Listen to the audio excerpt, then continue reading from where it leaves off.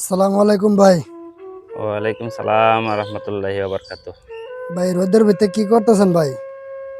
ভাই রোদের ভিতরে আর কোয়েন না, এই যে গাছ বড় হয়ে গেছে, এগুলার ভিতরে এই যে রশি বানতাছি। কি গাছ এটি ভাই?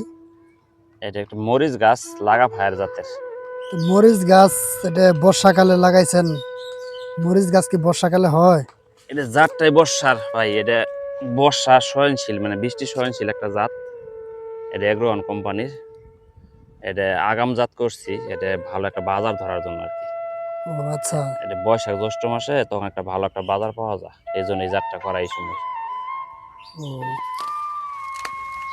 তাহলে আপনার এই পেপার দেওয়ার মূল উদ্দেশ্য কি, যে পেপারটা? ব্যাপারটাই যে আজকে যে রোদটা দেখতেছেন, হ্যাঁ।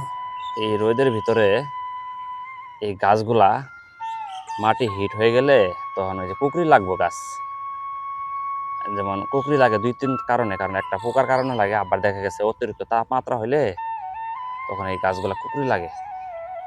এই পেপার কয়েকটা কাজে উপকারী হয়, কারণ এই যে একটা গাছ আমার স্টক করছে অলরেডি, এই দেখেন একটা গাছ স্টক করছে। কারণ এই গাছটা স্টক করছে একটা কারণে, মানে এখানে মাটি ভালো না।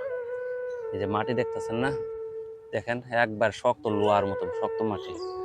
আমি যেখানে মরিচ চাষটা করছি, এই মাটি কিন্তু জায়গায় জায়গায় খুবই খারাপ, যেখানে খারাপ মাটি আচ্ছা ভাই, এই সেখানে গাছগুলো মরিচটার নষ্ট নাম হয়। কি আর এর লাগানোর সময় কখন ভাই? এইটা হইতাছে লাগাফার প্লাস, এটা এগ্রোওয়ান কোম্পানির জাত। তো এটা বেশিরভাগ বর্ষাতে লাগানো হয়। মানে বৃষ্টি সহনশীল একটা জাত, এটা অতিরিক্ত বৃষ্টি হইলেও এই গাছটা নষ্ট হয় না।